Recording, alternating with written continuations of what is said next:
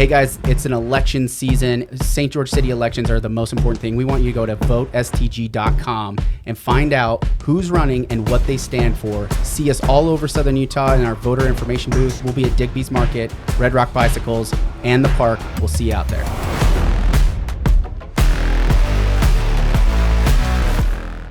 Welcome back. It's the 435 podcast. I'm with Fabian Ortiz. He's in the running for the St. George City Council. Make sure you check out his Facebook page. He's wanting you to vote for him. We had a great conversation. We talked about community. We talked about public safety. We talked about development. Lots of good, important things that he believes in. He wants to take to the city council. Tune in. Go to votestg.com to find out his answers to the questionnaire that we gave and all the other candidates to stack them up side by side. Hope you enjoyed the episode. We'll see you. Looking at the job that you're running for, right? We're going to get rolling. We're going to get rolling. Thanks for coming on. I know you got a lot going on. This is a busy time for anybody that's running. It's a monumental, it's a race, and it's weird to be on the outside watching as a spectator because you get wrapped up in some of the issues and the policies and then some of the drama and the back channeling and some of that stuff, right? But you're an insider because you've been in St. George for how long? You grew up here? 35 years. 35 years? Yes. And you spend a lot of time away because of your job. You travel a lot. I do, yes. And so, but you've raised your family here? Yep. Yeah, right? 2 children and a local spouse from Hurricane. She's a Hall, so. Nice. So thinking about that communication, this is an opportunity for you to communicate to the citizens of St. George that are voting. Why should they take Fabian Ortiz seriously as a candidate for St. George City? Man, that's a very broad question, but yeah.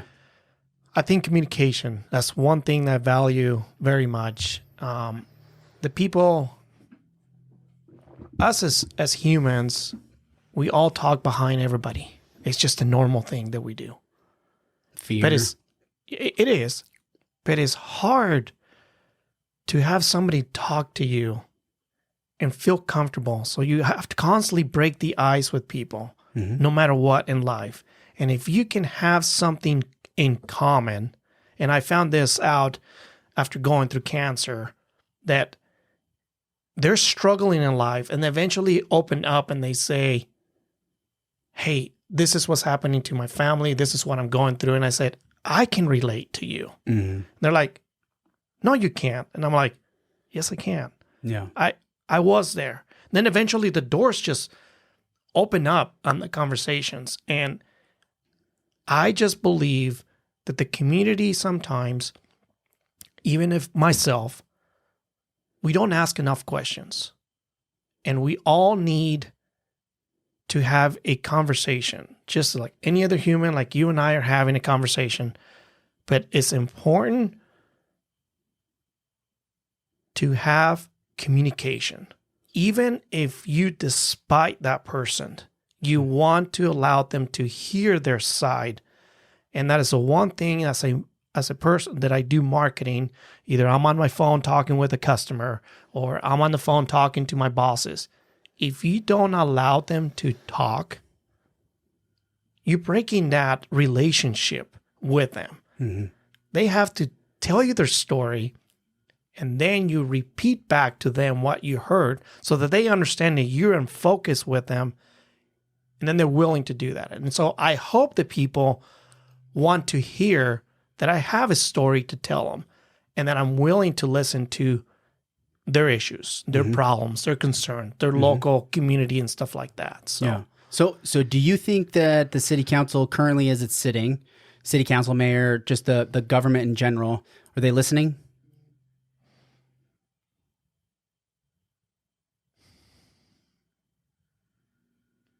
I want to say yes, they are listening, but not in a way that the lens of the new generation is listening. Okay. The new lens is social media. Okay. They're more involved with social media, and we're not hearing the real issues of our city. Okay. And it can be from water to power to, the growth of this city. Why are we having this? Where's the money coming from? Mm-hmm. How much taxes do you pay? Why suddenly a home was worth $200,000, now it's worth $800,000. Yeah, probably not that extreme, but close. I hear what you're saying. Yeah. The changes. And I think we get involved with our inner circle of people. I give credit to the city council and the mayor. They do a good job, but they can still open up the doors to people know issues, the valuable issues. This is the agenda. This is what's happening. This is what's out there. Come to our meetings if you want to give your opinion or your vote. Mm-hmm. But we don't. We get busy. And the only way to find out is through social media. The old school ways are gone. I've been participating on going to... Go ahead. Yeah. Well, thinking through, is it the city's job to communicate that? Or is it because if you looked at back in time, a journalist showed up to the city council members and they wrote an article and then everybody read the newspaper, right? And so when we decentralized media, right, when we exploded the media, spectrum's gone, right? We don't have a newspaper locally. Nobody's, some people might be getting the Trib, but we don't have like a physical newspaper that you can count on the voting majority to be communicating in. St. George News isn't enough from my perspective. It's not of enough adoption to get the media out. And even if they wrote articles about it, people aren't logging in and jumping on St. George News, the feed, right? The Facebook, algorithm is showing you what you want to see, what you think you want to see, not necessarily what's important for people to know. And so, it was traditionally the media's job to tell the story of what the government, this is a check and balance, and that's gone in the local area. So do you feel like St. George, the city needs to pick up the ball and drive that forward, or what do you think? I want to say yes, but this is the problem. Now you have to hire people. Nothing wrong with hiring local people, but now you have to pay for that. How are you going to come up with those funds? Yeah. And those funds haven't been there. So now you have to create a job to create new jobs, which I'm all for, creation of jobs.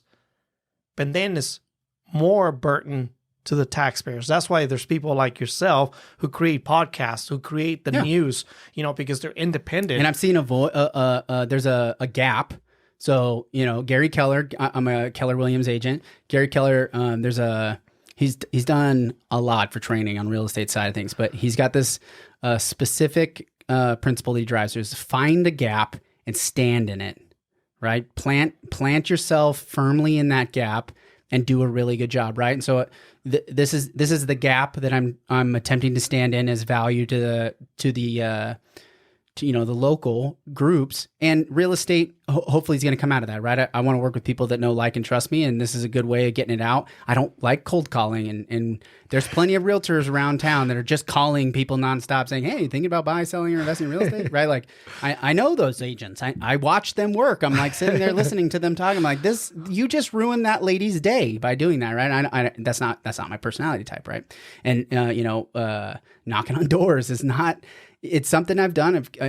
I've done it quite a bit, actually. It's not who I am, right? So finding a gap and standing in it. What's the gap that you want to stand in the city council? Like, if you're running for city council, where do you think the gap is? What do you want to stand for? I want people to come and say, Fabian, where do you stand on this issue, regardless of what issue it is? Or they can send a message, a way of communicating with. Mm-hmm. To have no fear of really seriously just asking. Mm-hmm. Now, you may not like what you hear. Mm-hmm. I may be, comfortable with opinion on one side and comfortable opinion with the other side. I'm a very open-minded person. Mm-hmm. I don't condone anybody. Mm-hmm. And I definitely, the judgmental, like I said, I've been here 35 years, born and raised in a different place. And I find myself that the judgmental is too much in Utah. Yeah. Way too much. And I don't want to bring that. I want people to feel comfortable. So say, hey, man, let's just have a chat and talk about the conversation, and let me listen to what your concern is. So let's talk specifically about development. Like, where's your stance? Are we growing too fast? if you're talking about back in the early 90s. I'm talking about now. Like if we were to go back the last 5 to 10 years, you know, because we came out of the recession and there was a collapse, or housing market collapse. Right. A lot of people remember, a lot of people don't, because they came in here after. I moved here in 2015, so I came in as things started building, right? So, you know, that's where, you know, over the last 10 years, do you feel like is the train moving too quickly? There's never, how do I say this? Growth is good. Okay. I do like growth. Without growth, if I still had a full-time repair shop, it would be flourishing like none else. Mm-hmm. The problem is we live in a desert. It's true. That is the only concern. Yeah. We live in a desert, and it's taken me years to understand that concept. Meaning we don't have a lot of water? Or what do you mean? Water. Yeah. There's only so many permits until we get more water coming in through through here, either the pipeline or the reclamation that we're doing now. Reservoirs, the reservoir, stuff like that. There is progress. Yes, there is tons of progress. I'm not against growth. I think growth is amazing because I want to see my children to live in St. George. Mm-hmm. You know, they're at the age where they could, one is about to graduate and the other one, you know, serving 2 years, you know, as a missionary, and he could come back and be married. He's going to have to find a place to live. Yeah. He may not want to live in St. George, but this place is the most amazing place to live, especially myself who have traveled all over the country. Mm-hmm. I come home and I pass through the gorge and I look at that mountain and I'm like, home sweet home. Yeah. It's like singing that Alabama song. You know what I mean? I believe the growth is great. It's the check and balances. Do we grow too fast? Yeah, we can grow fast. I'm okay with growing fast. But where are we going to get the water from? Yeah. Now, there is some progress, the reclamation, you know what I mean? But if people understood how that water gets treated, how it gets turned, they probably might give it a second thought. Yeah. Like, what? You know, I don't want to go into details. I happened to go to the Washington County. They had a little meeting. Conservancy District, the 20-year plan. And very powerful proposal and plan. And it's very telling of the reality of our water situation. And that, we all need to know that. Everybody even needs my to understand kids it. need to understand that plan. My 16-year-old, he's all about, hey, Dad, let's save water. Hey, Dad, do we really need to do this? And he's 16. He's like, do we really need to have grass, Dad? And I'm like, no, because I don't know. I don't mow it. You're the one who mows it. Not a kid. So he's like, I don't want to mow it anymore. I don't want to mow it. The neighbors have rocks. And in fact, you know, not to be off the beaten path, but spent some time over in the city of Washington with some friends for the 4th of July.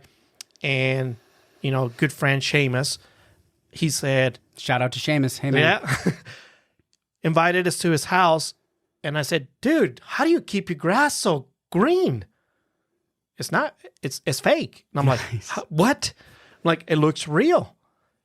And it's giving me a second chance. So after going and listening to the 20-year-old plan, I'm like, I told my wife, I'm like, let's look into this. Maybe I do want to do this. I'm in for saving water, but I'm in for not want to mow the lawn. Yeah. Meaning I want my shrubs, I want my trees, because we need the trees to, you know, to keep cool down. It helps in the houses. Our house faces the west, and that garage is just baking. Hammered. Oh, it's baking hardcore. But the growth is good. Mm-hmm. I don't mind the growth. I think it comes down to educating our new generation, such as my kid. They're starting to learn, okay, how do we conserve water? Mm-hmm. How do we do this? Even if it's just slowly, small trickles, but without educating people, it's not going to work. No. If telling them, hey, sorry, you're not going to use water, end of the story, people are going to say, what are you talking about? I'm not going to do that. Yeah. I'm not going to stop from not washing my car and mowing my lawn as much as I want. I'm okay with that. But if we can teach the new generation to save a little bit, it could go a long way. And I think there's some thoughtful things that we could do at the on the development side, giving guidance and incentives. I mean, I'm not necessarily opposed to just saying, hey, we don't need lawn. We don't need sod the way that traditionally from 1950, this suburban, sprawl, like that generation is pretty much moved on, right? And we have plenty of alternatives. There's plenty of alternatives to being able to get that out. So let's move on to a different topic. What's your feelings on the GO bond that's also on the ballot? Where do you stand on that? I just barely got educated. Educated on that. Plus, I think most everybody is just diving into what does this actually mean? Yep. Yeah, and I don't know enough about it. And like I spoke with you, a couple of weeks ago, I want to be as honest as possible. I don't know enough information, but I can definitely say some of it makes no sense. Yeah. Meaning, I sat at the city council a couple of weeks ago, and they're still in the process of possibly pass this. Well, it's going to be on the ballot, so they voted on it to be on the ballot. Now the citizens get a vote, right? And they're going to decide: do we take $29 million over the course of 30 years and go build more parks and trails and I'm not against the parks and trails. Okay. What makes no sense? Why do we need a brand new city building and a $10 million parking lot? That's a good question. And it's a 31-year-old loan with whatever percentage it is. I think it's close to 5%. It's going to be almost $10 million in interest. Interesting. $10 million close. It's between $9 and $10 million in interest, paying on $10 million in a brand new building for the city of St. George. And I get it. They have grown from 100 to probably close to 1,000 employees.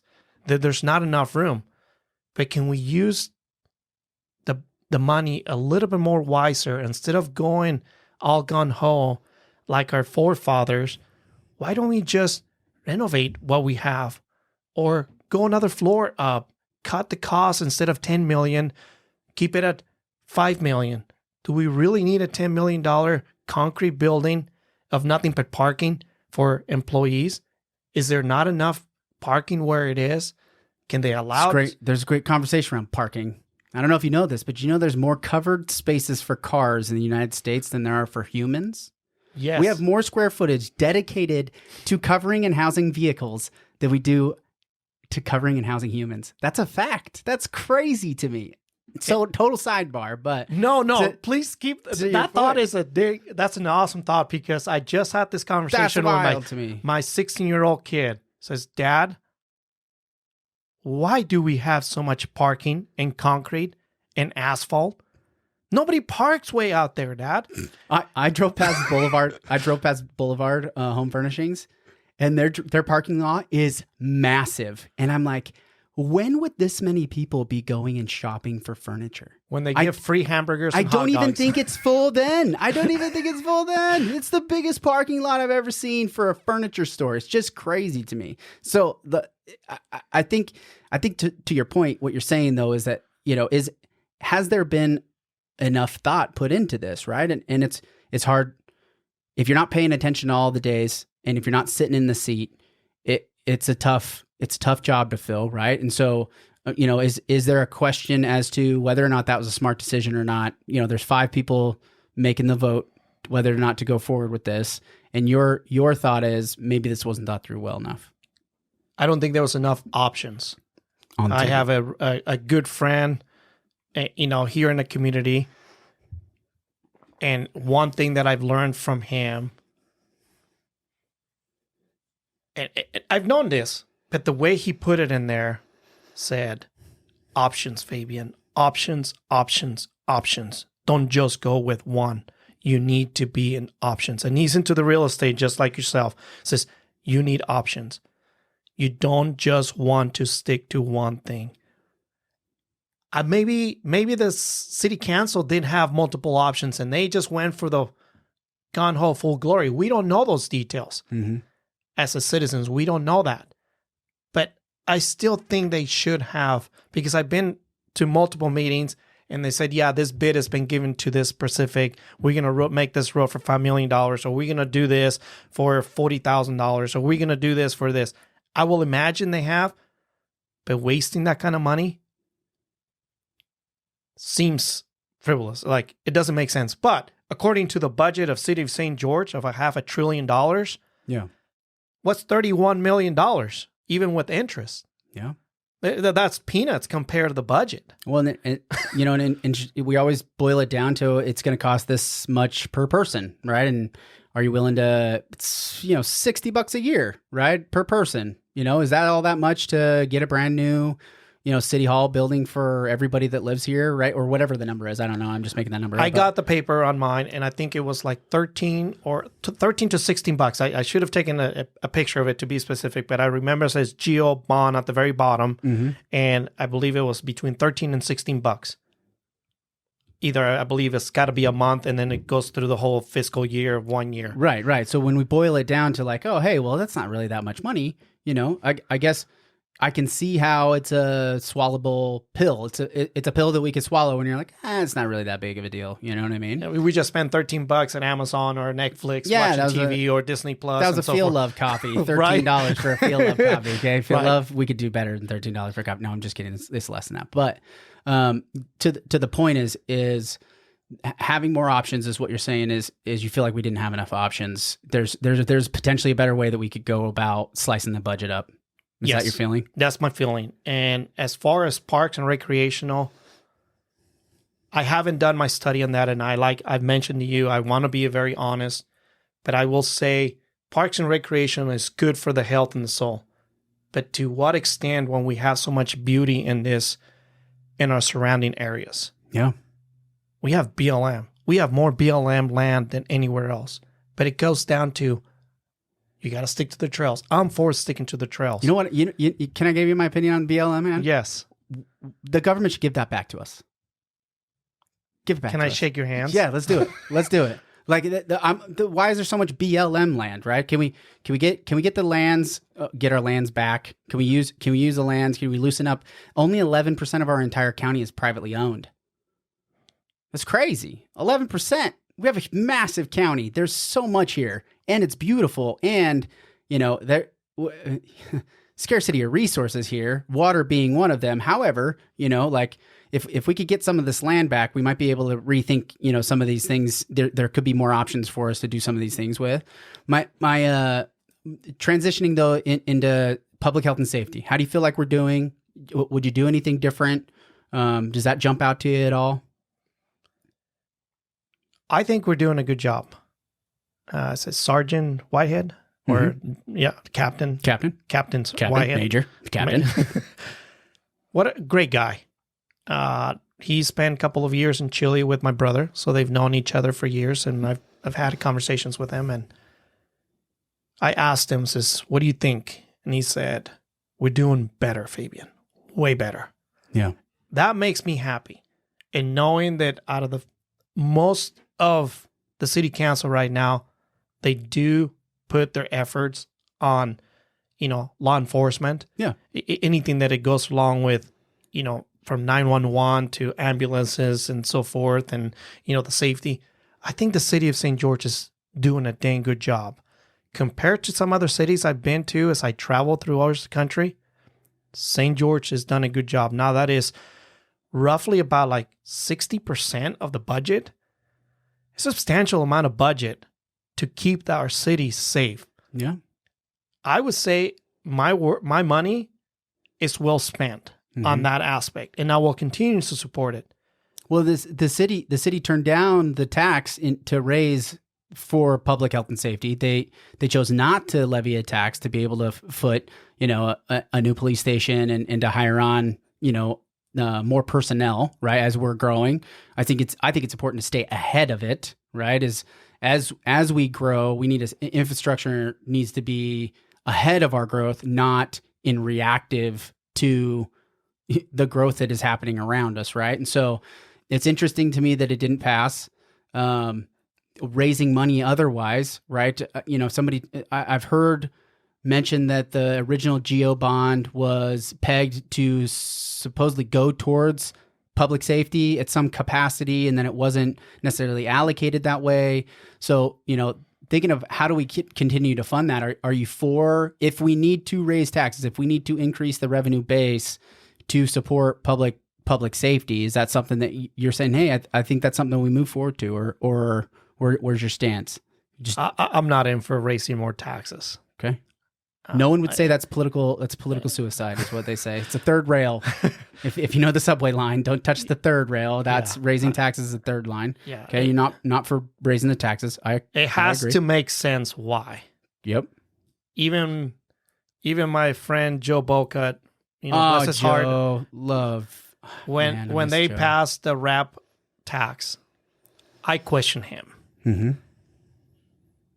And you said it's just a cup of coffee replacement, right? Mm-hmm. It's all right. We can do that. But the problem is we want the cup of coffee. Now we want the Aventi. Now we want a little bit more. And now we want a little bit more. When does it stop? When does it stop? When does it stop? And so as far as I really, really like what you just said about how do we need to get ahead, right? Mm-hmm. Because I never thought about it that way. But it goes back to my good friend, options. There has to be allocated funds out of $500 billion to move the money around to make that happen. $500 million. $500 million. Yeah, $500 million. $500 million. Close, Sorry. That's close. $500 million. But still, yeah, it's a lot of money. It's a lot of money. It's a lot of money. And why can we not move money around? The problem is, as federal government is, they're accustomed to those funds. Yeah. You never hear of a government firing or getting rid of people just to get rid of that job because we don't need it. Right. Private sectors do that. Hey, sorry, we're going to lay off 1,000 employees because if we don't do this, yes, we just hurt a bunch of families. If we don't do this, this company's not going to stay alive or afloat. The only time I've ever heard that is when the city goes bankrupt. That's when people lose their jobs at the government level. And that bankruptcy is a big hole to dig out of. It's a big hole to dig out of. And it happens. It got close to happening in 08, right? Santa Clara and Ivins, they were on the verge. Even St. George, there was serious concerns about bankruptcy happening at city government levels, which, those layoffs happen. But those are catastrophic things where I think there needs to be some planning ahead of that, right? And going back to your point and those options, I appreciate that. I will say I did a correct the record on budget, and I had Daniel Larkin come in and help me break down the budget, and what exactly is it that this operating budget. And I encourage if you haven't listened to it, it's like a 35, 40 minute where she kind of breaks it down for me. It was helpful. But definitely I would encourage everybody to get in and understand what that $519 million is all separated out into, because there are buckets, and what our operating budget is versus what's going to water treatment and transportation and some infrastructure projects, large capital expenditures that, necessarily, you bloat it. If we add in a new city hall, obviously that's going to grow that budget for a shorter period of time, and hopefully that shrinks. But to your point, I would say when you give the government money, they spend it, and then they ask for more money. They don't just be like, hey, no, actually, we've got a surplus of this money, unless you're California, and then they just hoard $1 billion and don't give it back to the citizens, right? Like, you just keep making money, and they're going to figure out a way to spend it and continue to ask for more. So I do agree with you. Once you give it to them, they never give it back. They never give it back. And that was the question I asked, Joe Boca. So, once you pass this rap tax, it's never going to change. What do you think? And this would be the last thing. It's just an example, right? Yeah. As a businessman, what do you think about the government, taking infrastructure bonds and things like that to influence and to support job growth, right? So if we look at, Tech Ridge, for an example, or Red Hills Golf Course, right? Where we're like, hey, the city's going to take the lead on looking down the road and saying, okay, we're going to invest in this thing, knowing that if we don't do that, potentially somebody's not going to take the leap, the risk on the front end. So the city's going to come in and partner up with a private entity and say, hey, we see this long vision, and it's going to grow jobs. It's going to grow revenue streams. Because I think they've done a smart job with the golf course in the resort plan, right? You go back to I think it's the Dixie plan, or it was I'm trying to blank on the name of it, but the idea was like, hey, let's stop being a wide spot in the road between here and there. Let's be a destination. And the city was in, right? And the community was in. They're like, yeah, let's do this, right? I think that wasn't a bad job. What do you think about that perspective of like, hey, if we're going to take a risk on raising money to do job creation and infrastructure growth, what's your thought on that? So to my understanding is the city wanted to have somebody else, a private entity, take over completely or be partnership with somebody else. They wanted to do so Red Hills, it was a city project specifically, right? Okay. And they own Dixie Red Hills, the golf course there. But they said, if I do this and show viability to this, people come, they're going to vacation here, they're going to spend money here. That's going to create a hotel is now going to be like, oh man, they have these people traveling here now. I'm going to open a hotel. And then the hotel, right, that first golf course is spread to 15 golf courses, right? But if the city never had taken that front leap, you know, what would have been the trajectory of how our city grows? So having the city spark some of these economic development projects, and I think Tech Ridge is probably one of the most obvious ones that they've done in just recent past, but also looking forward because it's still in this limbo period. Right. They're taking they're going out on a limb, spending money in order to create revenue and economic development and opportunities for others. What's your thought on that? Is that something that's worth? You got to spend to make. You got to spend money to make money. To make money, yes. Mm-hmm. The government doesn't do a good job at spending money Historically. Right. Yeah. And the time when the Red Cliffs, I was a young high school, probably a junior, and I remember that golf course by itself. And I'm like, when is that ever going to do anything? And through time, some good city council people have created all these other golf courses. I'm not against golf courses. I'm not a golfer. Last time I went, I think I hit a house and I blew up the window. And that was years ago. So I'll go golfing, but I don't think you should trust me with a golf You're like, take club. me to big shots and it'll hit a net. But you do need to spend money. And what they've done, from what you understand, I heard from you, I think they've done a good job. Mm-hmm. One, because I don't know the history or the knowledge, even though I've lived here in St. George for 35 years. But I have seen that one Red Cliffs golf course grow, and now we have so many of them. It sparked something. It has. It has brought one thing that my mother, she taught high school. So did my father. They're both teachers. And they taught English, and tourism was part of that. So they spoke Spanish and English. And tourism, it was very important, and they saw that to be a growth for the city where they lived, where I grew up in Mexico. So my point is, you need either industry or tourism.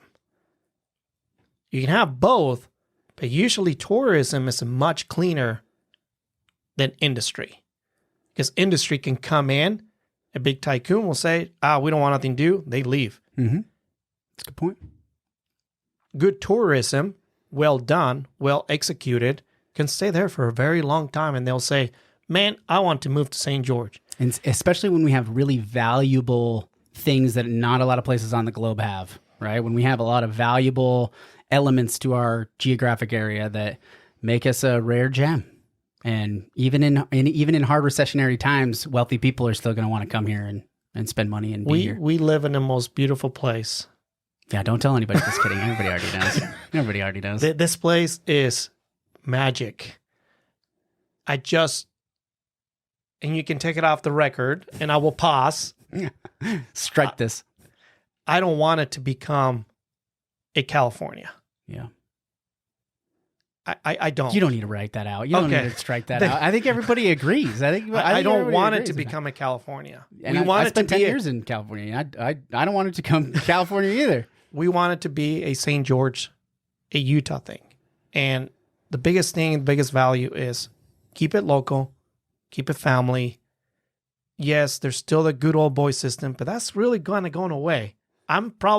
You and I are probably the last generation in St. George. We're the good old boys because nobody knows anybody anymore. And if they do, it's a very small circle. Prior to that, I remember in St. George, you knew who you were by your last name. That's a good point. You know? And I can name all the last names. Yeah, those days are, and it was geographic too. Santa Clara, the West Side, they were these names. Yes, down here downtown, Washington City, these were these names. Hurricane, these were these names. Oh yeah, and that makes sense because of the pioneering way we came down. We came down as families. I didn't. None of my family did. I'm an outsider. I truly am. But to your point, this era has we have a whole new generation of residents, and it's a broad spectrum, and it's gonna be an interesting election, man. Well, I'm interested to see how it happens. We're running out of time of people's attention because they typically start to tune it out. What's the last message you want to leave everybody with? And first, I'll say it for you. Vote for Fabian Ortiz, right? Check that box on the primaries, September 5th. It's coming up. What do you want to leave them with? I would say family comes first. Get to know your neighbors. Amen. Get to know your community. We might not have the big names like the Santa Claras, the Hurricanes, St. George, names that were known for each other, but you have your small community. Get together. Get to know each other. Be a family. I think that's the most important thing, and because of that, it will flourish like a big bulb. It will continue to grow. So great. That's a good message, man. Thanks for leaving that. Okay, good luck, man. I appreciate you coming on. Thank you. We're gonna wrap it there. Well, have a good day, man. Appreciate it. Appreciate it.